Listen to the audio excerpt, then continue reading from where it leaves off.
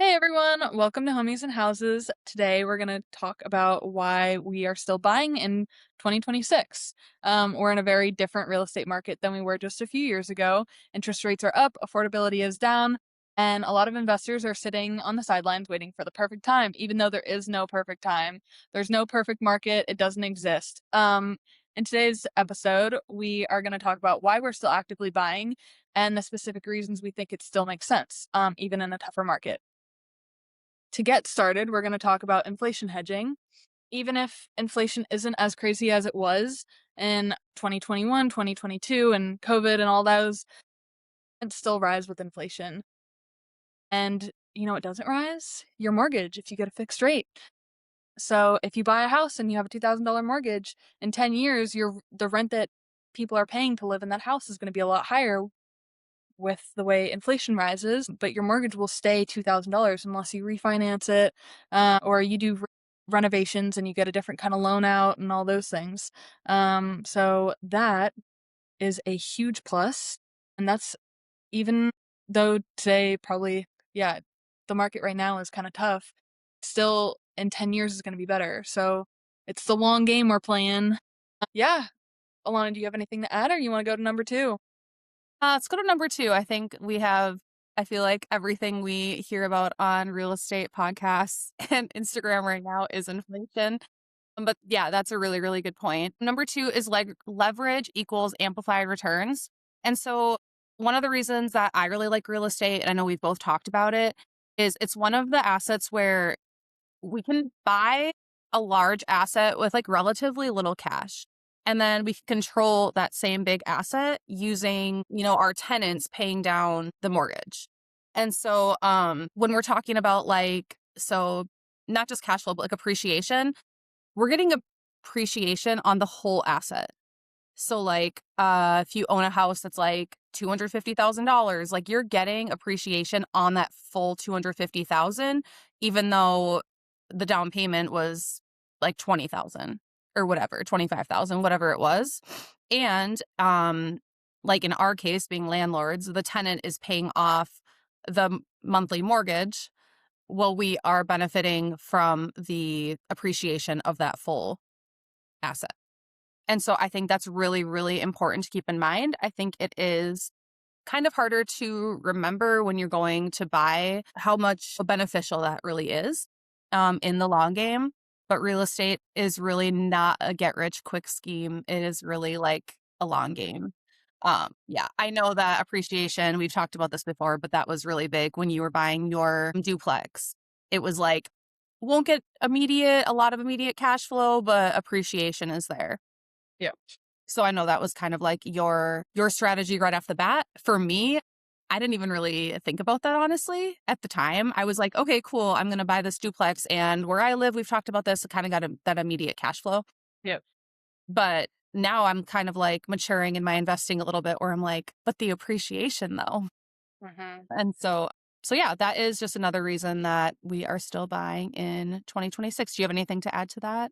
Yeah, I just think to summarize, like you're earning appreciation off of someone else's money because in a perfect world, you don't have to pay any of your mortgage because you have your tenants paying it. I think that's what, just to summarize what you said. But yeah, a great reason to buy real estate, because if you buy a $300,000 house in 10 years, what is that going to be? A lot more, for sure. Appreciation is um a great reason to buy now. So number three is you have multiple streams of income in one asset. So not only do you have the rental income, but you also have appreciation. You also have tax advantages and loan pay down, which is like forced savings. Because the more loan you pay down, the less interest you're going to have to pay in the long run. Yeah. So what as stocks will give you appreciation and maybe dividends. In real estate, you have cash flow, appreciation, tax advantages, loan pay down. And I mean, there's other ways you can get financial benefits out of owning real estate as well. Alana, do you want to talk more about the tax advantages? You probably have more experience with that than I do, but Yeah. So taxes are like used to be my least favorite subject, and they're starting to become my favorite because the more you know about taxes and how to use taxes to your advantage in real estate, Having a good accountant to help explain that to you is really, really important. So something that I am actively doing is wanting to leave my W-2 job and become a full-time real estate professional on for it's a tax status that you can get.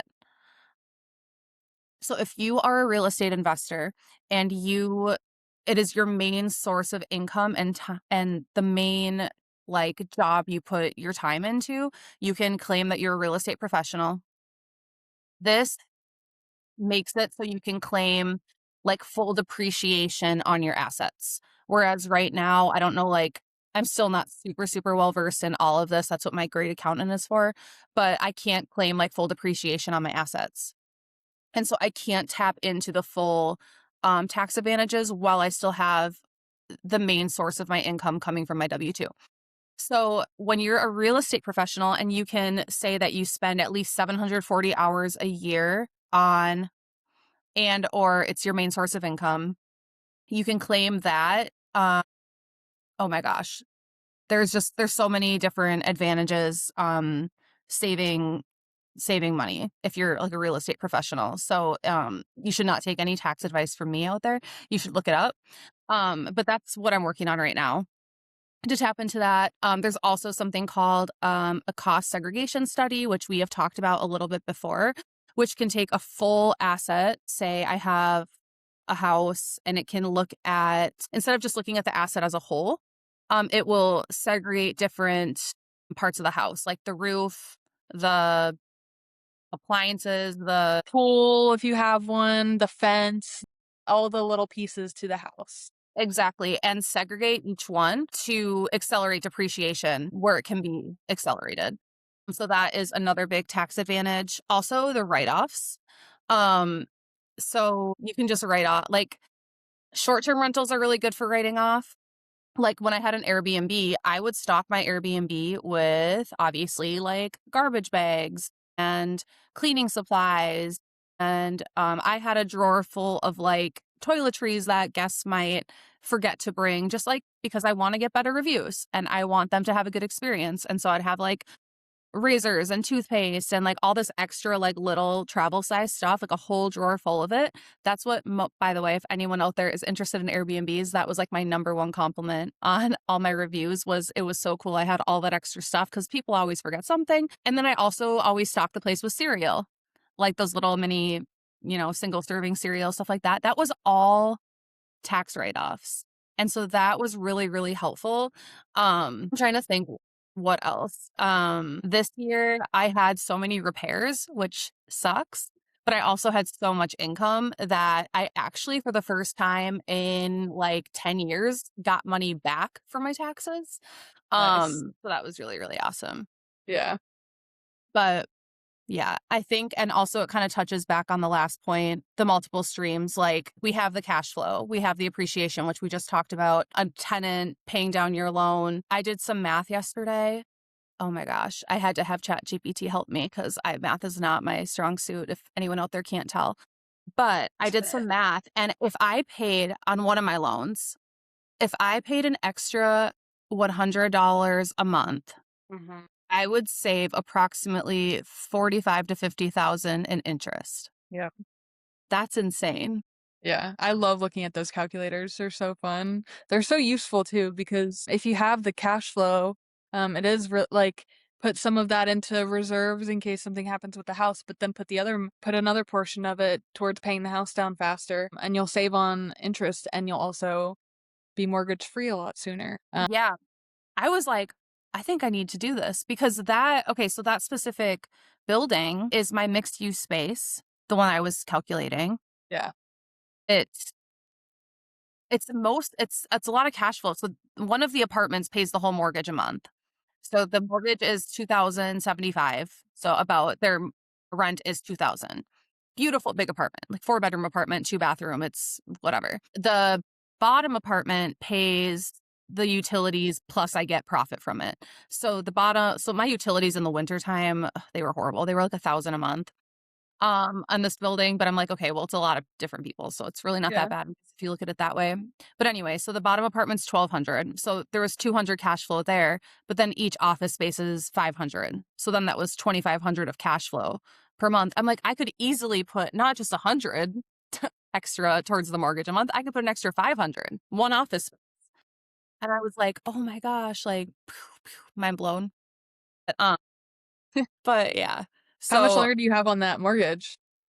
a long time. I bought it in August or August of 2024, I wanna say, so that's, like, a newer property. Yeah, but if you put $500 every month additional towards the principal, that would be probably that you'd pay it off so fast. And then the Oh. whole chunk The of whole that. thing would be cash flow, Yeah. basically. Tax it. Number 4, you can force appreciation. So, we probably have to spend a little bit more time on this, but talking about the importance of having systems in place, I think is really important, and it's something that new investors, like okay, as a new investor, I was not very good at having systems in place. I was like, and there's still some of this, but like we've talked about it before, I was not the best at picking my new tenants as far as like having systems for like background checks and credit scores and gathering pay stubs and stuff like that.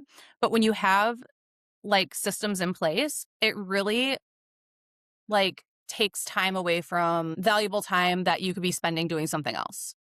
Like it really, what's the word I'm looking for? It's a It time really suck.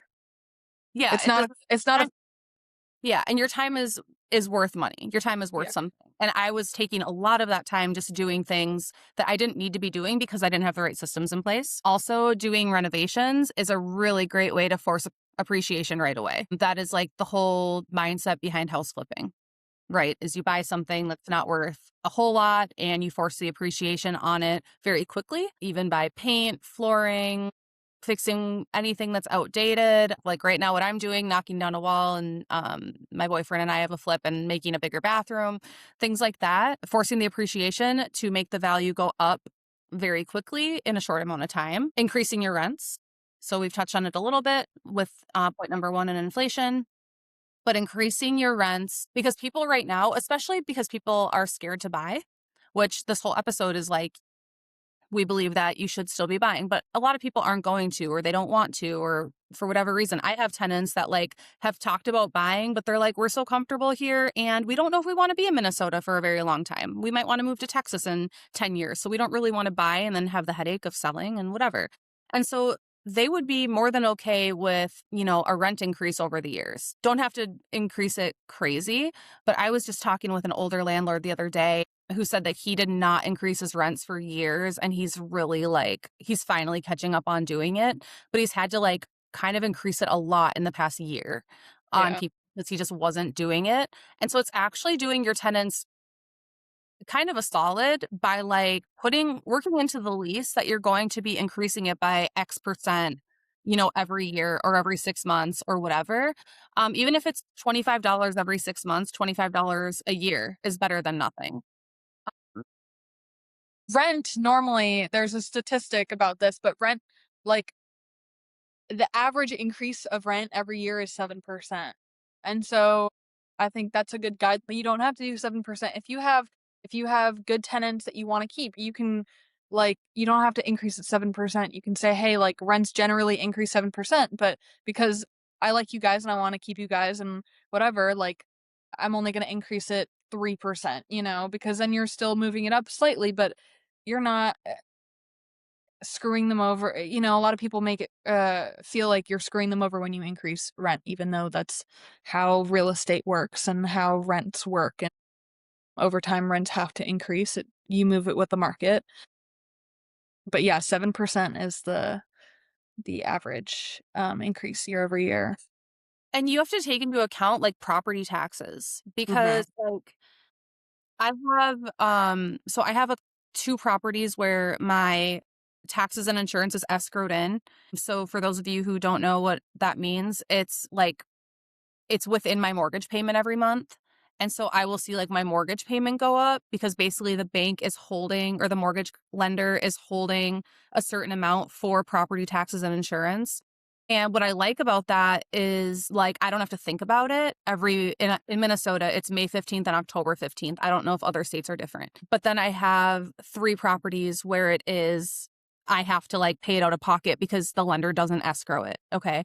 So, there's pros and cons to both of those. So, the houses I have that it's escrowed, I'll just, like I have auto pay. And so then, like, I will look and I'll be like, "Oh my gosh, the last 3 months, it's been, a little bit higher." And so I have to remember to, like, check that. And we built a new high school in the town where I own most of my properties, and property taxes have gone up like insane. And then I have my mixed use space. I went to pay property taxes the other day, paying them early, like, because it's due May 15th. But I'm like, whatever. I'm in town. I've been saving. Part of the rents. I've been saving bar tips just to pay these property taxes. And so they were supposed to be two on one building, 2,056 every 6 months. And so I went in there and they went up since October until now in April to 2,700 from Wow. 2056. Wow. I was That's like, insane. Uh, okay. Like, that was a lot. That was a big jump, Yeah. and it sucked. Um, so there is that too. But just, Yeah. like, that's why rents have to go up too sometimes. Mhm. That Yep. particular building, I have like I was just saying, I have a lot of cash flow, so I'm not even thinking about upping the rent in that particular building right now. Yeah. There are other properties where, like, one of them, it's escrowed in, and that used to be a $1,400 mortgage. It's almost a 1,700 in the Mm. last 4 years. That's crazy. Yeah. And so, I did finally up both of their it's a duplex. I upped both of their rent $50 each, like, probably 8, 9 months ago now. And they were like one of the tenants said, "I've just been waiting for this. Like, I can't believe you hadn't upped it." Because 'Cause I'm like, I am cash flowing off it. It's still a duplex, like, so I try to be really, really fair and, like, really think about it beforehand, but I'm like, at this point, like, I have to. Like, I'm running a business. Yeah. But yeah, so there's All that. right. Number 5, and our final point about why we still buy in 2026.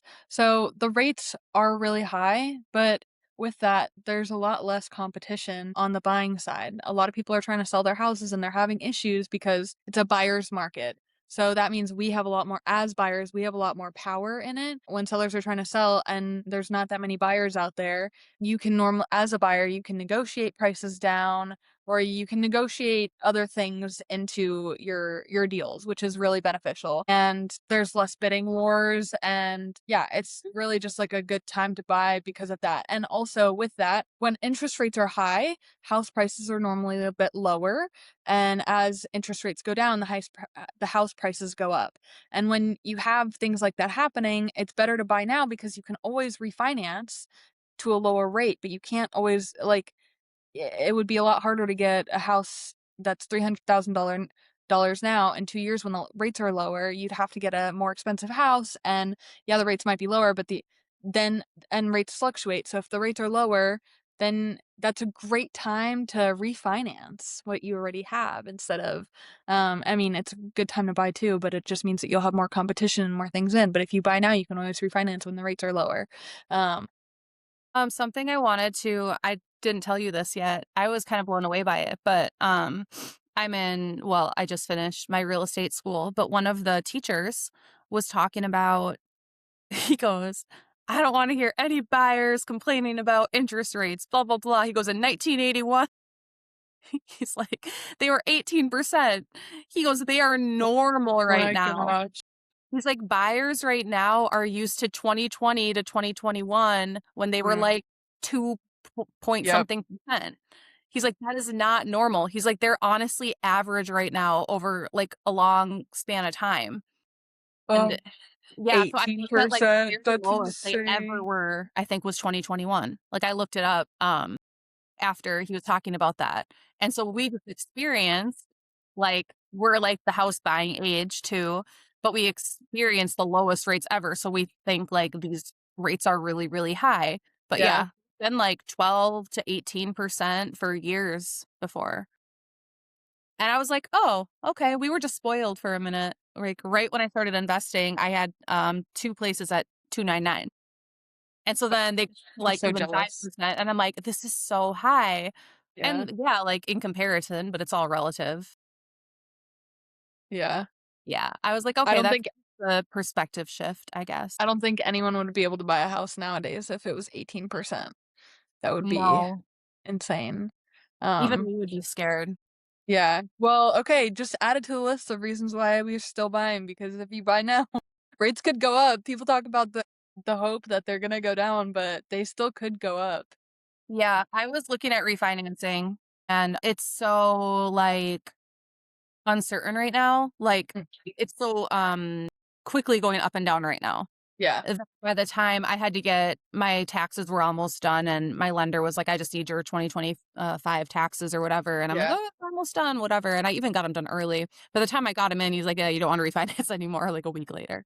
I'm like, "Yeah, yeah, you kinda gotta catch it at the right time." Yeah. But yeah, just another reason, like, I think that you'll be wishing that if you don't buy now and you're like, "Well, the rates are too high," I think in 5 years there's a very good possibility you'll be wishing you bought now. And Yeah. like Rachel mentioned, you can always refinance. So would you rather be, let's see, in 2030, would you rather be like just trying to buy your first one and like hopefully the rates are a little bit lower? Or would you rather be like 4 years in, 5 years at 4 years in, and you're refinancing to a lower rate? Yeah. So yeah. Buy now. Get in now while you hot. Yeah, we would not be telling you this if we didn't truly believe that. Yeah. I'm so happy. I mean, I know I bought in 2021. So that's whatever, but I'm still buying now. I bought one in November. Oh, and yeah, it is more competitive. Like I had the flip house we bought in March 31st and in November, they both declined my offer and counter offered. I declined and they came back and accepted. So the buyer has a lot more leverage right now Yeah. because less people are buying. So, Yep. yes. Yeah. And with that, thank you guys so much for listening, and see you next time. See you next time.